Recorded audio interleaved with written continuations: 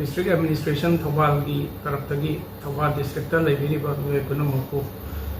अनौब चही याइफ पाउजेल पीजरी लोइना लोइना यामना नुंगाइबा पाउ अमना अखोई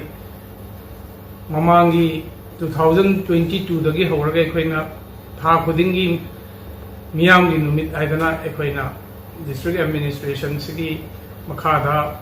प्रजा मैम की पेंदब ग्रीवांस मैम सॉल्व तौबगी अखोइगी नुमित अमा पांगथोमबदो याम कुइना लेपुरब मतुंगदा हंदकी अनौब चही लाखपगा लोइना लोइना अखोइगी था खुदिंगी फर्स्ट सैटरडे इहान हनबा सैटरडे खुदिंगी अखोइ मियामगी नुमित की थौरम पांगथोकपा अमुक हौजरगनी हाइदना आई मैमदा पाउजेल पिजरी जनवरी की तांग मरी 2025 सिदगी अयुक पुंग 13 दगी नुंथिन पुंग 2 फाउबा अखोइगी डिप्यूटी कमिश्नर थौबाल की मनुंगदा लेबा काउंटिंग हॉल सिदा अखोइ मियामगी नुमित की थौरम अखोइगी पीपल सिंगी ग्रीवांस सॉल्व तौबगी नुमित सी अखोइ सुंगसोय सोयदना पांगथोकजरगनी हाइना आई थौबाल की प्रजा सिंदा आई तमजगे हाइरिबा नुमित असिदा अखोइ डिपार्टमेंट खुदिंगमक्की मरु ओइबा ऑफिशियल सिंग लोइना यावरगा अखोइगी प्रजा सिंगना मरु ओइना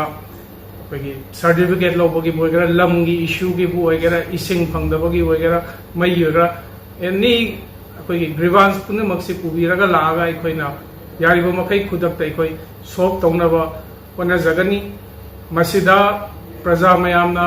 अखोइगी मरु ओइना लोकल रिप्रेजेंटेटिव लेबिरिबसिंगसु आइगी एरियादा पाउजेल से संदोकपिरगा मियाम नुमितसी मपुंग फाहनबो हटनबदा मतेंग पांगबियो ओइना आई अपील तौजरी लोइना लोइना ममांगदा अखोइना था 5-6 अखोइना मियाम की नुमित तौजरम मतमदुदा अखोइ ग्रीवांस से लिसिंग अमगी मथक्ता अखोइदा फंकी याम नुंगाइबा अमना दु खुदक्ता अखोइना सॉल्व तौखिबा ग्रीवांस मैम अमना यादी इसिंगी करिगी इशू लेरंबा मईगी फंगमदबगी लाइन लेरंदबगी अखोइना खुदक्ता डिस्ट्रिक्ट एडमिनिस्ट्रेशन की मखादा अखोइना सॉल्व तौबा ngamjagi दो मखा ताना बसी अखोइना हेन माइ पांगा पांगथोकपा ngamnabgidamakta डिपार्टमेंट सिंग अमसुंग प्रजा सिंगना डिस्ट्रिक्ट एडमिनिस्ट्रेशन दा सहयोग पिनबियोना अमुका हन्ना मतेंग निजरी जनवरी की तांग मरी थांगजे नुमित अयुक पुंग 13 दगी नुंथिन पुंग 2 फाउबदा पांगथोकदोरिबा मियामगी नुमितता सुंगसोय सोयदना मिपुंग खुदिंग लाक्पियो।